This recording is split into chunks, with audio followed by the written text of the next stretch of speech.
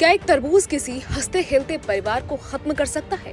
Food poisoning के नाम पर मुंबई के पायधुनी में ऐसा सनसनीखेज खुलासा हुआ जिसने पुलिस के भी होश उड़ा दिए हैं।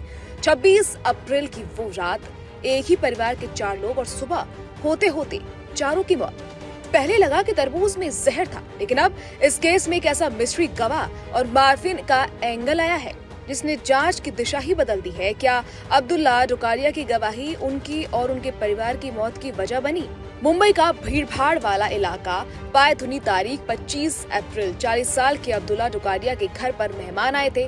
बिरयानी की दावत हुई, हंसी मजाक हुआ। रात करीब 10:30 बजे मेहमान चले गए। घर में बचे अब्दुल्ला, उनकी पत्नी नसीम और 2 बेटियां आयशा और जैनब। रात के करीब 1:30 बज रहे थे जब परिवार ने सोने से पहले एक तरबूज काट कर खाया। किसी को अंदाजा नहीं था कि ये उनकी आखिरी रात होगी। सुबह 5:30 बजे अचानक चीख पुकार मचती है। चारों को तेज उल्टी और दस्त शुरू होते हैं। आनंद फानंद में उन्हें जेजे अस्पताल ले जाया जाता है, लेकिन मौत का तांडव ऐसा था कि देखते ही देखते कुछ ही घंटों के अंदर एक एक कर चारों ने दम तोड़ दिया। पुलिस ने इसे अचानक मृत्यु यानी ADR माना। शक की सुई गई उस तरबूज पर जिसे खाकर अब्दुल्ला ने मरने से पहले बयान दिया था। मामला तब उलझ गया जब food and drug administration FJ की रिपोर्ट आई।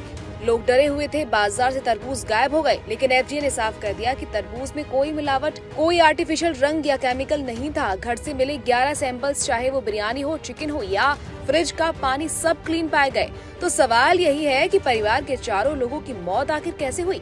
जब पोस्टमार्टम हुआ तो डॉक्टरों के रोंगटे खड़े हो गए। मृतकों के शरीर के अंदरूनी अंग, दिमाग, दिल और आंतें असामान्य रूप से हरे पड़ चुके थे। मेडिकल एक्सपर्ट्स कह रहे हैं कि ये सामान्य फूड पॉइजनिंग नहीं है, ये इशारा था कि किसी बेहद खतरनाक और घातक जहर की ओर। और सबसे चौंकाने वाला खुलासा, अब्दुल्ला के शरीर में मार्फिन के अंश मिले, एक ऐसी दवा जो बिना डॉक्टर के पर्चे के नहीं मिलती। सवाल उठा कि क्या परिवार को धीमा जहर दिया जा रहा था या फिर उस रात कुछ ऐसा हुआ जो CCTV की नजरों से दूर था। अभी पुलिस मार्फिन की गुत्थी सुलझा ही रही थी कि जोगेश्वरी से आई एक महिला के बयान ने पुलिस के कान खड़े कर दिए। इस केस में अब सुसाइड की बू आने लगी है। महिला ने दावा किया है कि अब्दुल्ला की मौत कोई इत्तेफाक नहीं बल्कि एक सोची समझी साजिश हो सकती है। मामला साल 2019 का है। एक बिल्डर और एक महिला के बीच 25 लाख रुपए के नकद लेन देन का विवाद था। इस पूरे मामले में अब्दुल्ला डुकारिया ही वो शख्स थे जिन्होंने बिल्डर तक पैसे पहुंचाए थे। वो इस केस के मुख्य गवाह थे। साल 2026 में यानी इसी साल कोर्ट में उनकी गवाही होनी थी। अब्दुल्ला ने वादा किया था कि वो अदालत में सच बताएंगे। सवाल ये कि क्या 25 लाख के उस पुराने विवाद को दबाने के लिए पूरे परिवार को रास्ते से हटा दिया गया? महिला ने पुलिस को चार्जशीट और FIR की कॉपी सौंपते हुए दावा किया कि इस एंगल से जांच की जाए क्योंकि अब्दुल्ला की गवाही बिल्डर को जेल पहुंचा सकती थी। अब मुंबई पुलिस के सामने आई इस गवाह ने केस को और ज्यादा पेचीदा बना दिया, क्योंकि अगर जहर था तो वो तरबूज में क्यों नहीं मिला? क्या जहर देने का तरीका कुछ और था? और वो हरा रंग किस जहर का संकेत है? फिलहाल पुलिस कलीना फोरेंसिक लैब की टॉक्सिकोलॉजी रिपोर्ट का इंतजार कर रही है। डिजिटल साक्ष्य, कॉल डिटेल्स और बिल्डर के साथ अब्दुल्ला के संबंधों को खंगाला जा रहा है।